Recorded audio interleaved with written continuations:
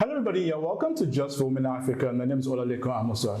Imagine having to walk 110 miles. That is what happened to our guest called Nyamal, who's from South Sudan. A war broke out in Ethiopia in 1991 and she had to walk 110 miles. She'll be talking to us about that, her experience about the war, and anything else that comes up during the conversation. So stick around and we'll be right back.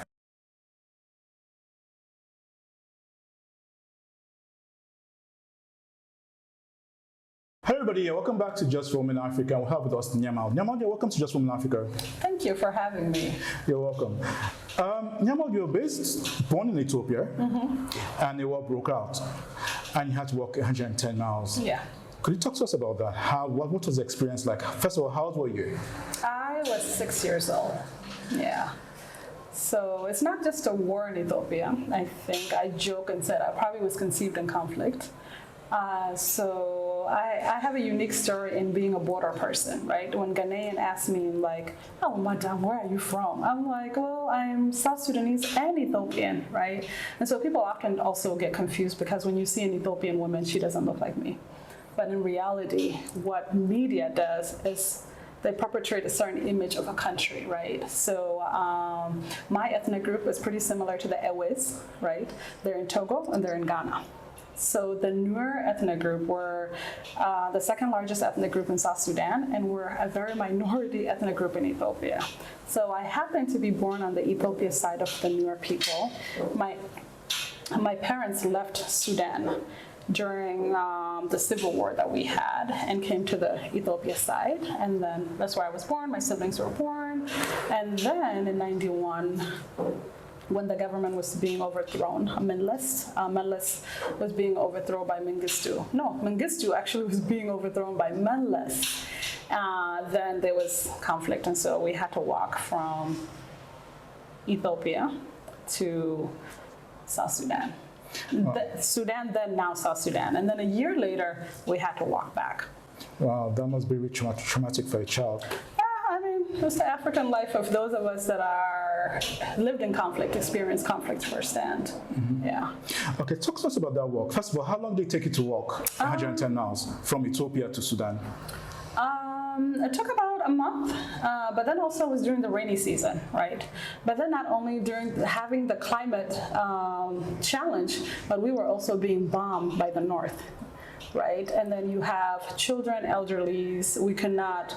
There was strategic way the men and the leaders strategically made sure that we walked not so early in the morning, but early enough that we are not able to circum the sun, right? And then not late enough. Of course, there were wild animals as well, and then militias and things of that nature. So my father was a judge, so he was one of the community leaders that was doing all of these maneuvering, and I was walking with my uncle and my grandma, my aunt, and my dad's second wife, and my younger sister that was 2 weeks old. She was just put in a basket and they carried her. Yeah. Okay, so talk to us about that walk. Were you walking on the main road, or did you have to go into the bushes? No, we were not walking in the main road. We were walking in bushes, tall grass. Paths were just being made, right? So there's some times where the main path had to be forged, like had to be let go of because of course there's ambush and things of that nature. And these are things that I didn't know until I asked elders when I became an adult and really dived into my trauma. Yeah, but I mean, I remember a lot. A lot of it is anything that happens in childhood, whether it's happy, whether it's traumatic, then you do really remember it. Minute details, yeah. Wow. Okay, so that was, like I said, that must have been really traumatic. Do you remember seeing any things you shouldn't have seen? Did you ever see somebody being killed? So I'm actually not kidnapped? I'm actually not going to answer that question because it's very traumatic, right? Then now you're going back to triggering me and what I've worked through. So this is where I'm going to call you in lovingly as an interviewee, that when you're interviewing somebody that has gone trauma, there are certain things and certain questions that shouldn't be asked of them. And this is one of the questions, right? Now you're asking me to relive a traumatic experience that I've process through therapy, right? And have gone through it. So for me to actually answer that question, even though I know it's for the viewers, it's particularly in this time, it's very traumatic because of everything that's going on in Gaza and in Israel. I've been triggered because I know what it feels like for those children to be hiding while they're being bombed. So I'm not respectfully not going to answer that question because for my own mental health and for me not to go into that space. Okay, I apologize. So can you tell us about, you had to work in Giant House, you got to Ethiopia, and of course you had to settle in. What were some of the challenges? I'm an Ethiopian, right? The challenges were definitely just the whole being a displaced person, having to go back and forth between two different countries, not having stability as a child. But as much as I didn't have stability, for me, my childhood was ideal, right? I had the people that I loved around me. It was very carefree. It was a carefree African childhood. Walk around barefoot, with your friends and all of these things. It's only the conflict piece of it that made it extraordinary per se. But other than that, it's a typical African childhood. And so you settled in, and did you go to school in Ethiopia? Yeah. I went to school until the 3rd grade before we were resettled to the U.S., to the 3rd resettling country. Yeah. Okay. And what year were you settled to the U.S.? 96. 96. Mm-hmm. What was it like, moving from Sudan and Ethiopia and having to resettle in America? Did you face the same challenges as when you migrated to Ethiopia? No, the challenges were different, right? We were resettled in February in South Dakota. And it was the winter. I've never seen snow, let alone feel that level of cold. So the climate was also a challenge to be in a cold place. As deeply melanated as I am, it was a bit challenging. Language was challenging. I didn't speak English. My brother spoke English, my mom spoke English, but I didn't speak English. So I spoke Nuer and Amharic. Nuer is my native language, and then Amharic is the official language of Ethiopia. So I spoke those two languages. Now I had to learn not only the language, but the cultures and the nuances and things of that nature. It was a bit difficult to adjust, but I think I adapted earlier because as a child we observe things fast, rather than people that immigrate as adults. So it was fairly quick. And luckily, one of the biggest challenge that I later learned about is racism, right? So I didn't see that as a child. And luckily we were resettled in a small town that wasn't the first prevalent that we saw, but not until I was also able to educate myself about my new identity as an African-American woman, that I did not know the African-American experience in America, right? Not knowing the experience of the transatlantic slave trade and what is the impact of that, right? Although it happened 400 years ago, there's still legacies, there's still systems oppressing Black people in the US. So not until later on in high school that I learned about all of this. And the first time I was called a nigger and all of these things, and really learning that there's another conflict that I'm now having to undergo. This conflict is more emotional than physical than the first conflict that I went through. Yeah. Having migrated to America, and you've mentioned being called nigger for the first time, how were you able to cope and manage with that or handle it? Well, I didn't know what it was, honestly, because as an African immigrant, I don't think a lot of African immigrants know the nuances of words because we didn't experience them. That's not our lived experience until you really learn what is the history behind the word. So in Amharic, there's a word called nigus or nigas. That means a king or a queen. So when I got called a nigger, I was like, oh, did y'all just mispronounce nigus or nigas? So not until I was able to do the research and find out how harmful that word was. And so now I had to learn to react accordingly, right? Because I'm as much as I haven't experienced the pain personally, my family did not survive the Holocaust, the African Holocaust. If those are brothers and sisters, that their family survived the African Holocaust and have made it to this generation, that word is a lot loaded for them than for me, right? But it's still as somebody that has experienced racism in the U.S., and then, of course, I guess, being in the continent now, the colonial mindsets of racism is on some other stuff too. It's just learning how to balance. Yeah. Okay. So, after you migrated to America, have you been back home since then? Yes, I had plenty. Home, that's a loaded question. Where is home, first of all, right? So home for me is Ethiopia and South Sudan. So I've gone back to Ethiopia 2009, 2014. I took my late grandmother back home to Ethiopia. And then 2019, I have a nonprofit called the Eden Foundation.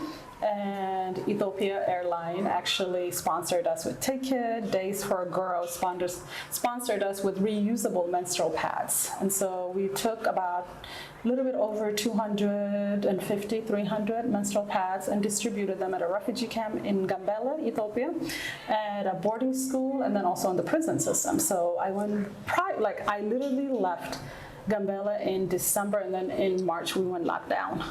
So, and then I was there recently in Addis, end of August. I came back to Ghana in September. Yeah, September. But then my other home, South Sudan. I had an opportunity in February to go to South Sudan for a conference that was held by one of our Vice President, Vice President Madame Rebecca Demabir. She's the Vice President of Youth and Women Cluster, I think. Don't quote me on that. She's one of our vice presidents. So she had a transformative women conference, and that was in partnership with a bunch of the UN agencies and a few other non-governmental organizations. And I was a panelist on not leaving voices behind of rural women, refugees, diasporans, and IDPs. Mm-hmm. IDPs are internally displaced people. I know acronyms, right?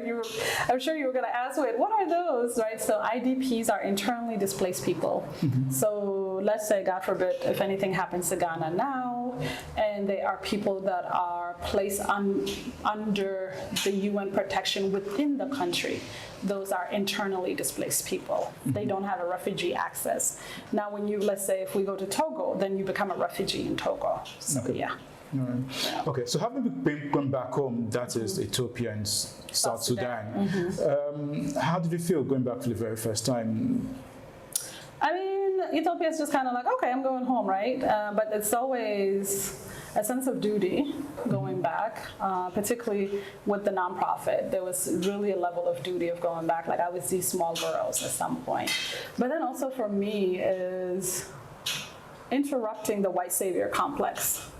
Right, our team is very conscious of that. Yes, we as Africans will also perpetrate white savior complex, and it's even worse when we're doing it. But we're very conscious of that, right? So we went back into our very own community with cultural humility of knowing that even though this is our community and we speak the language, we know the customs, but we've been away for 20 plus years. Mm-hmm. We've been removed, right? Because culture and community doesn't stay stagnant.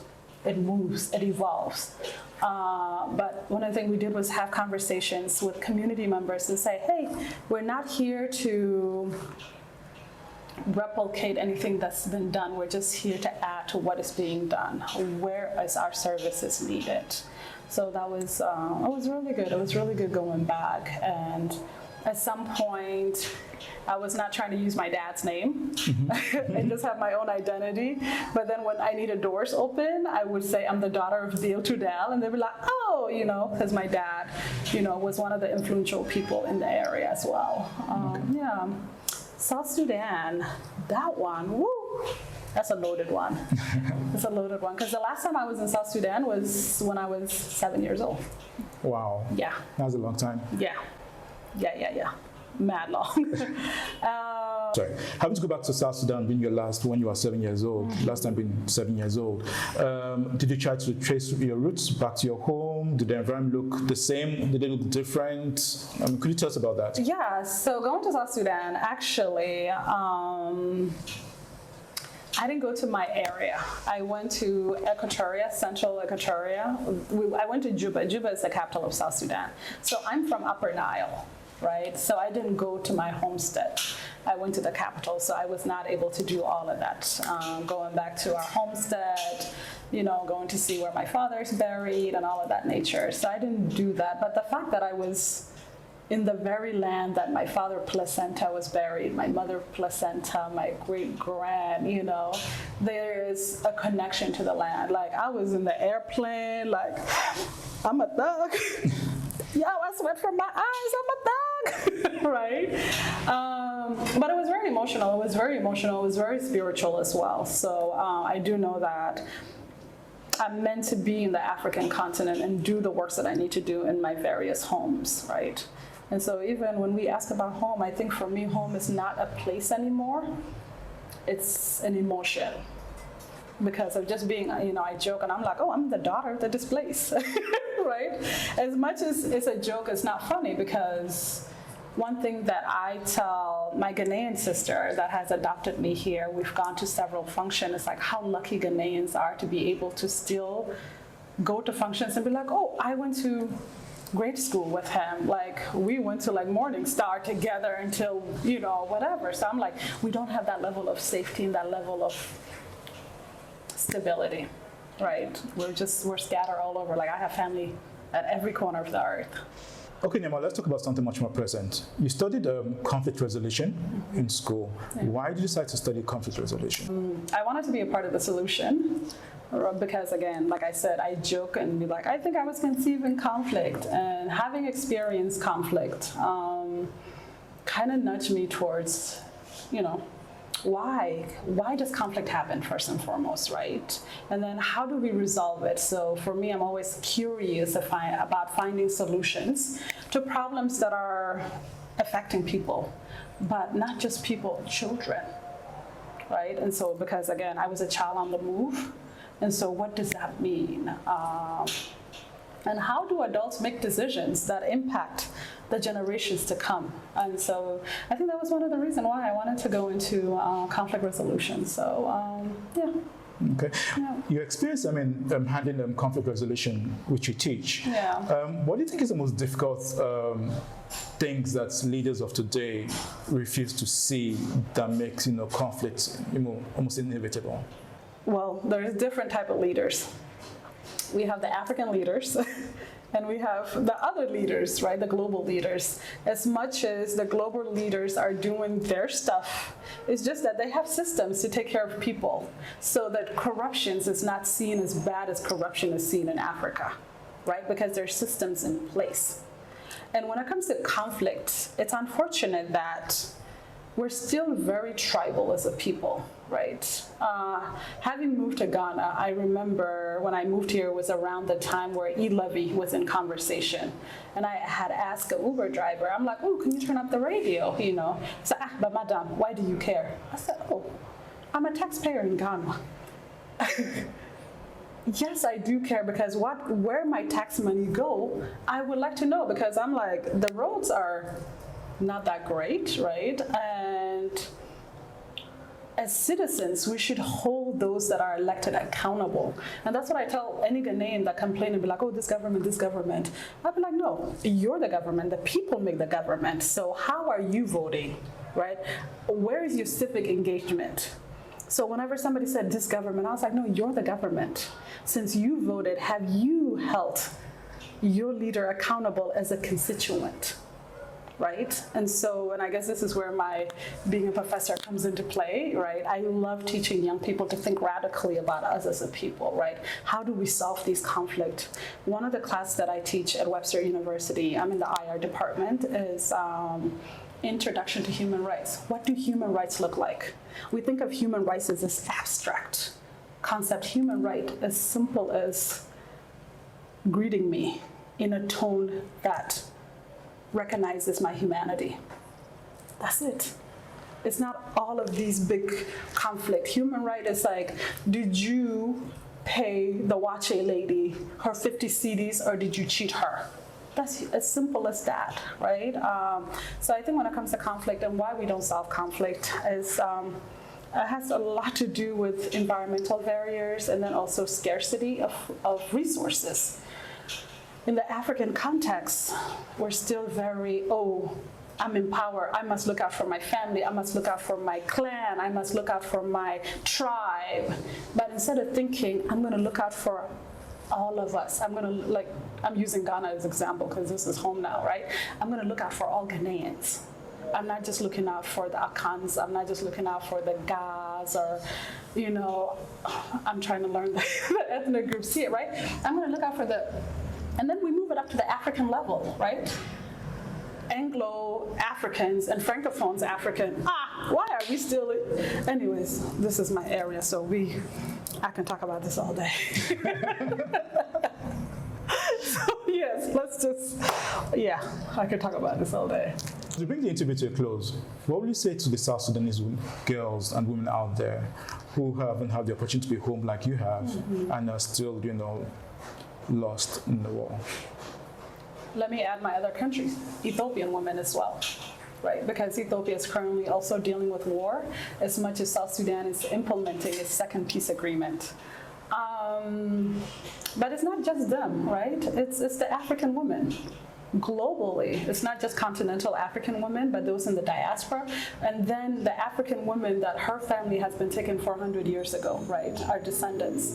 What do I say to them? Because we're technically in the frontier of a war that often we don't feel protected by the men, our systems. And so what I would say to myself, and hopefully to, they will reflect in who I am, is that we're such resilient people. It's unfortunate that society will try to harden you so that you operate in a space of protection. You have all these walls up to protect you, but learn to lay in your softness, because that's where power is. As a woman, learn to lay in your femininity. As much as we're operating in our masculine energy, there's something beautiful about knowing your worth, and your power lies in your feminine energy. I remember I used to go by Mal. So my name Nyamal means girl of peace. And then Mal means peace. So if I was a man, I would just be called Mal. But since I'm a girl, I'm calling Nyamal. So for a while, I was irritating men in my community by calling me Mal. I had wanted to be one of the boys. Until an elder called me in and says, you were named Nyamal for a reason, right? So lie in your femininity. That's where your strength is. You can come into a space with all of this masculine energy, but you're bringing what's already at the table. So bring something else that is not at the table, And then I would also take it further, like own your space. In your beauty, in whatever space that you're in. It's interesting, right? Because when I went to South Sudan, I showed up in this, me blonde hair, piercing, and when I get introduced, this is Professor Nyamal, they're like, huh? You're a professor? You don't look like it. I'm like, I know. But what is a professor supposed to look like, right? So own your authenticity. Be authentic in who you are and what you do, right? Because there's only one you, and you can never be replicated. That's it. Hi, Nyamal. Thank you so much for coming here on Not Just Women Africa, talking to us about Ethiopia and South Sudan. We wish you all the best, and we look forward to interviewing again in the future. All right. Thank you for having me, and I look forward to maybe having another conversation, because there's a lot to be unpacked. A lot. All right. Thank you. You're welcome. And to our viewers, don't forget to like, subscribe, tell a friend who knows a friend about Just Women Africa, and to the next show from Nyamal and Ali to be. Bye. Bye.